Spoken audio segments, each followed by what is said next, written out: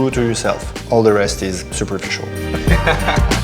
Now that you've mastered the art of being a beginner in the creative business, now we're going to level it up to branding yourself. And with Steve, who's going to talk us through all these things and teach us just how to do that. What are we going to be talking about today? How I use Instagram, not for fun, but for business. And also about strategy, how I try to reach as many people as I can, exactly in the way that I want.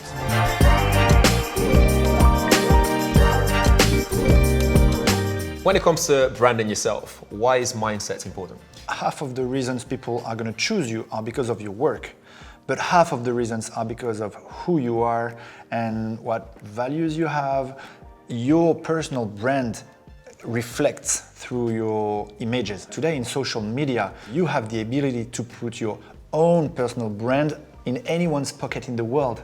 That's insane. The next thing would be, social media platforms and, the platform that you use to show your work. How important is that? It's the media you use to express yourself. It's super important to understand the platform, to choose the one you like, and to be able to massively communicate on it, exactly on your signature. We're not going to communicate the same way on Instagram or on Facebook. It's tailor-made for the platform.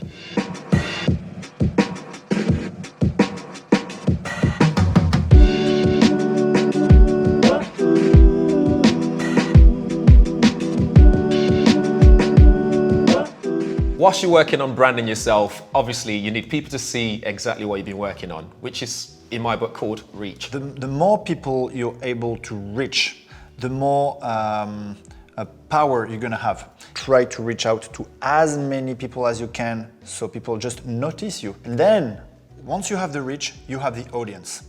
Now, you need to educate them, and it's called engagement. You answer when they give you a comment.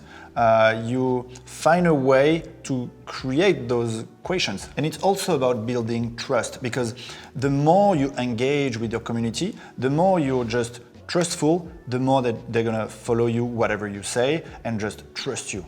Where'd you find out about trends and how'd you learn about that? Where'd you go? I would say there is a nice image, which is people who surf on the ocean.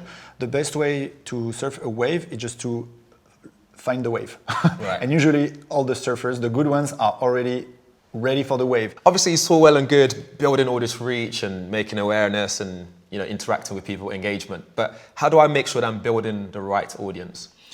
The best way, I would say, is to try to be true to yourself. Allow yourself to choose and to say no. Gain something much more important: time, energy, focus.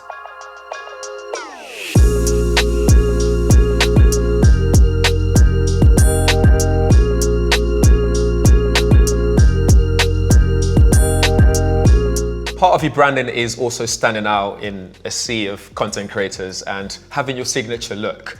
Now, Stephen, how important is that for you? As an artist, you need to fully dig in your vision. To me, it's a 100% process. How do you strike the correct balance between personal, like brand building, and your personal signature? To me, there is no border. The clients I work with, they become friends. So the border is quite blurry. Yeah, and I mean, from my experience, some brands have their brand guidelines, so they have a certain way they want things to look and stuff like that. So how do you dial it back so you don't have too much of your personal signature? So usually there is two possibilities. Either the brand doesn't have a strong vision, so they just like what you do and they want to work with you and you can push a bit the limits. Or the brand has a very strict vision, but usually if they have, when they choose you, it's because they have a reason to choose you. So usually there is a good fit, a good match. It's pretty rare that a brand loves your work and decides to shoot something totally different. The stronger your branding, the more you're going to attract brands who want this branding. And the weaker your branding, the more you're going to be a generalist instead of specialist.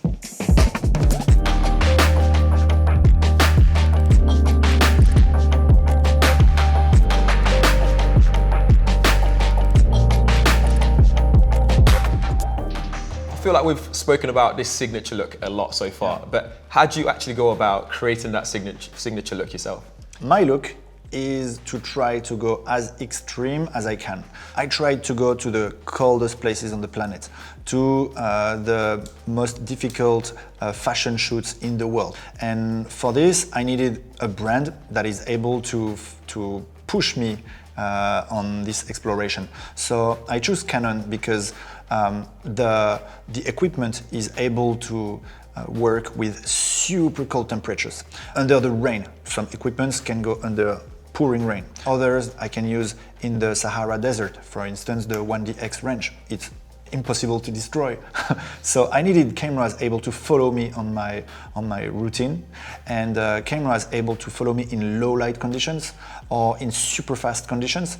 Once you've created this signature look, does that then open doors for you? Has it opened any doors for you in terms of bringing in new clients and stuff like that? I feel the more I specialize, the more it's impossible to follow me. A lot of the time you have your own personal signature, you have your brand building, and sometimes they might kind of like intertwine in the sense of your end result, your output. How do you strike a good balance between those two? My secret is I put full power on my signature in order to try to attract clients who love this signature. The only thing I'm pursuing is extreme quality, all the rest is superficial.